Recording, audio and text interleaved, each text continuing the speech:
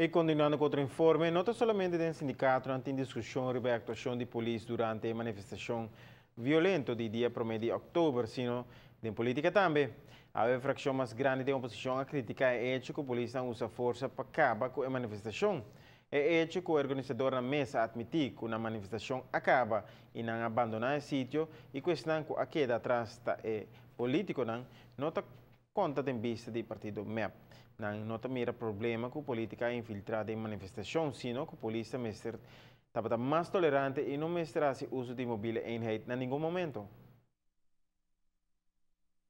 Esse aqui não tem momento para baixar ali, então começar por de contradizer outro colega sindical começar de comer e beber de lo que não, esse não tem ponto. O que nos pueblos está passando um momento não difícil e está assim não está assim apelação riba constituição e não direito não fundamental maneira todo país democrático então não há trato assim.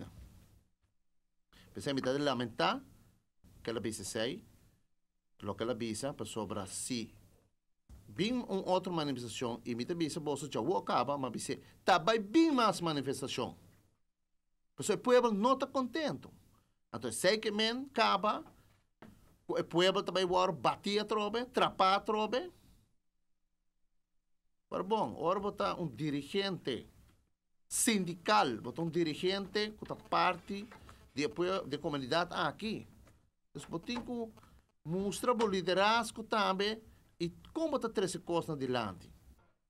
Pero é que o não queda local sobre a MEP, vai ter na Nações Unidas e na Rad da Europa para que a atuação de mobília em de corpo policial na rua.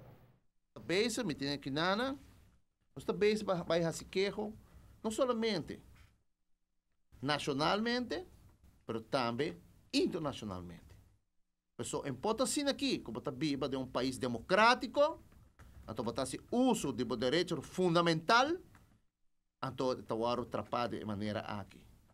Então sei, um processo que tu tem direito de fazer e nós está assim também, não para meta não político, é também para cidadão merece de guardo proteger e mestre tem gente e pensei nos tem para salvaguardar seu direito no fundamental e vai ler essa tour tratado internacional vai ler essa constituição então botar essa de bia então a dentro do também botar essa que tem direito no fundamental, ok? O parlamentário disse que tem uma experiência como ex-abogado do sindicato FDI, como tal conhecer a lei na fora de sua cabeça. E não compartilha a mesma opinião com Angelo Davlar de SPA, que obviamente está a defender seu membro, mas está a direito fundamental de manifestação.